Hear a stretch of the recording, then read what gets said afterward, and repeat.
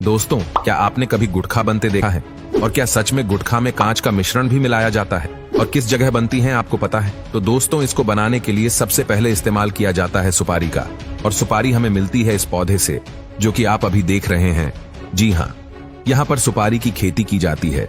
इन छोटे छोटे पेड़ों पर सुपारी के फल लगते हैं और जब तक ये फल पक नहीं जाते तब तक इन्हें अच्छे से पाला पोसा जाता है। जब ये सुपारी का पौधा अच्छे से बड़ा हो जाता है, इसके फल को पौधे से अलग कर लिया जाता है। इसको भी अलग करने का प्रोसेस ठीक वैसा ही होता है। इसको आप पीट कर पेड़ से अलग किया जाता है।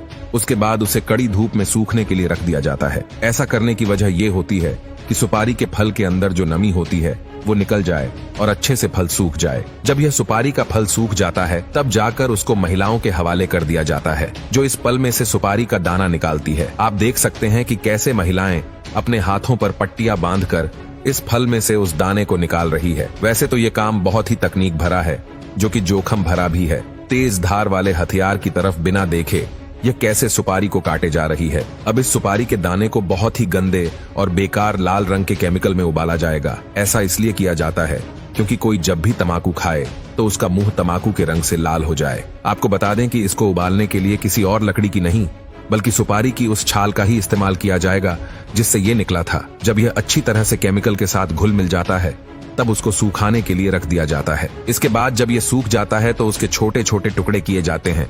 अब ये सुपारी तो तैयार हो गई है, मगर अब बारी है उसमें मिलाए जाने वाले तंबाकू की। तंबाकू को शुरू में बाहरी फ्रेम में उगाया जाता है, जिसे सीडबेड कहा जाता है।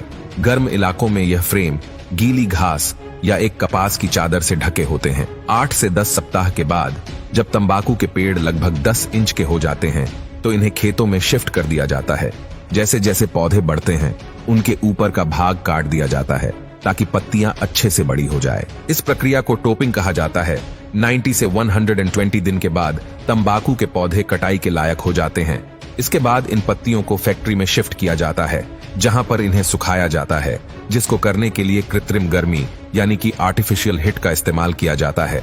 जब यह भूरे रंग की हो जाती है तो इन्हें अलग करके छोटे छोटे टुकड़ों में बांट दिया जाता है, जिससे ये असली तंबाकू के रूप में आ जाती है। और तंबाकू के अंदर कांच डाला जाता है।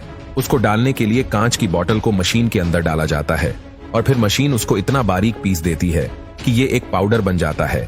इसको अगर आप अपने हाथ में उठाएंगे तो आपके हाथ को तो ये नहीं काटेगा, मगर हमारे मुंह के अंदर की स्किन थोड़ी सेंसिटिव होती है, इसलिए अगर कोई इसको तंबाकू के साथ चबाता है तो मुंह के अंदर से फट जाता है। और जब तंबाकू उस फटे हुए मुंह को लगता है तो हल्की सी जलन का एहसास होता है और इसके बाद तंबाकू का नशा और तेजी से चढ़ता है।